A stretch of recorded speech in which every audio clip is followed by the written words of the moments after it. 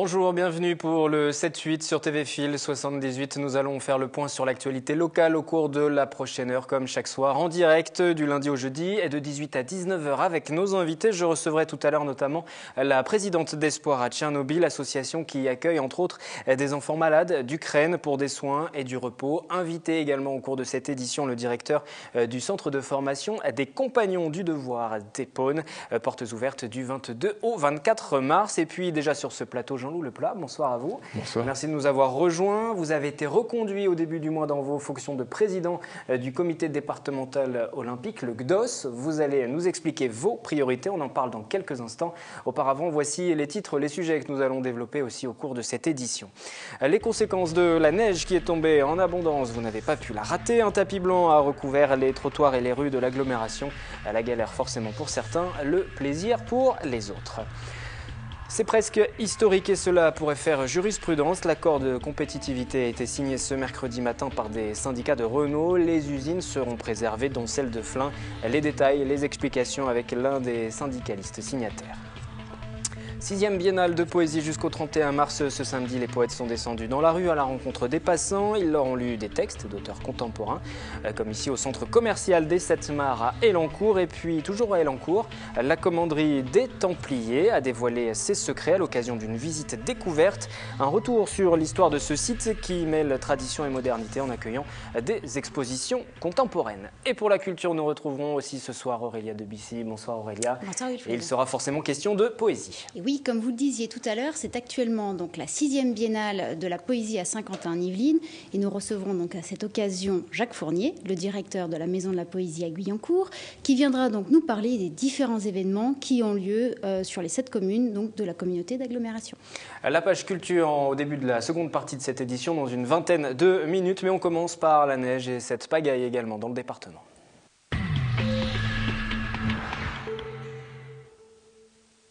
Il y a encore 48 heures difficiles à venir. Ce sont les mots du Premier ministre ce matin à propos des intempéries qui touchent une partie de la France. Neige, verglas ont entraîné et entraînent toujours de fortes perturbations. Jusqu'à 2500 véhicules bloqués sur l'autoroute A1, 60 000 foyers privés d'électricité également. Dans les Yvelines, la situation est aussi compliquée, mais dans une moindre mesure. La vigilance est tout de même de mise. L'alerte orange est d'ailleurs toujours en vigueur. Le point sur le secteur de Saint-Quentin-en-Yvelines, de Versailles, avec ce sujet de Julie Rochas-Soares et de Patrick Jacques de Dixmed. Ça patine encore ce mercredi sur la route. Presque habitués, les automobilistes vigilants adoptent une conduite prudente. Pas comme hier c'était difficile, j'arrivais pas à conduire. Mais ce matin ça va très bien. Ça patine pas trop dans la montée? Non, ça va, cette montée-là ça va, ça a été. Là ça se passe pas trop mal, à 7h30 c'était un peu dur. Mais bon, vu qu'à Montigny, ça n'a pas été déneigé. Depuis hier 19h et jusqu'à ce mardi 4h30, la Casquille a assuré 3 épandages de bouillie de sel et 3 sorties de lames pour déneiger. Les patrouilles n'ont depuis signalé aucun problème de voirie. Elles sont d'astreinte depuis le début de l'hiver.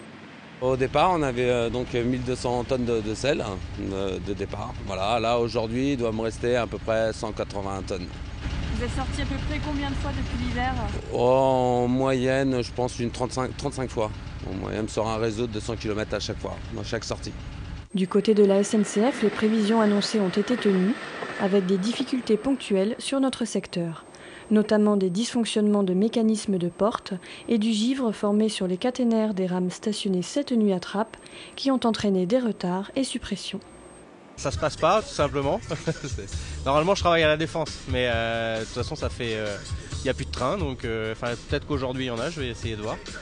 Sinon, j'ai la chance d'avoir des bureaux aussi sur Saint-Quentin-en-Yvelines, donc voilà, je me replie ici quand je peux pas y aller.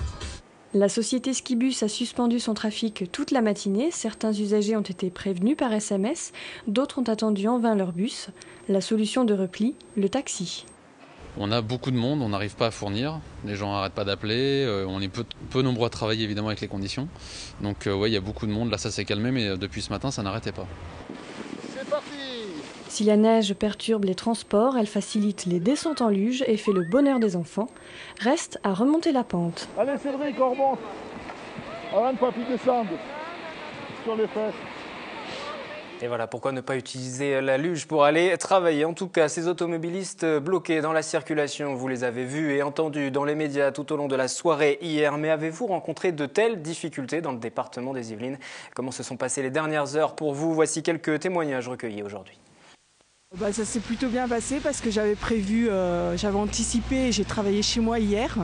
Et aujourd'hui, j'étais en congé. Je suis juste à côté, donc j'ai eu aucune difficulté pour la neige. Un petit peu, ouais, hier j'ai pas été en cours. Mon père m'a dit non, c'est pas la peine que tu y ailles et tout, c'est une vraie patinoire. J'ai la chance de pas travailler. Je regardais la neige derrière mes carreaux et mon chat s'enfoncer et revenir les pattes bien mouillées. Pas de bus, les RER tous en retard.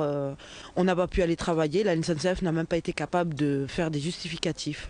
On était une centaine de personnes dans la gare à attendre pendant 3 heures, sans résultat, sans nouvelles, sans explication. C'est une catastrophe. Parce que la voie que je prends d'habitude, elle est fermée pour travaux. Et la voie de correspondance, elle est tombée en rade avec la neige. Donc j'ai dû prendre la voie de la correspondance. J'ai mis 2h30. On se balade justement parce qu'on n'a pas pu travailler. Et je profite pour être avec mon fils.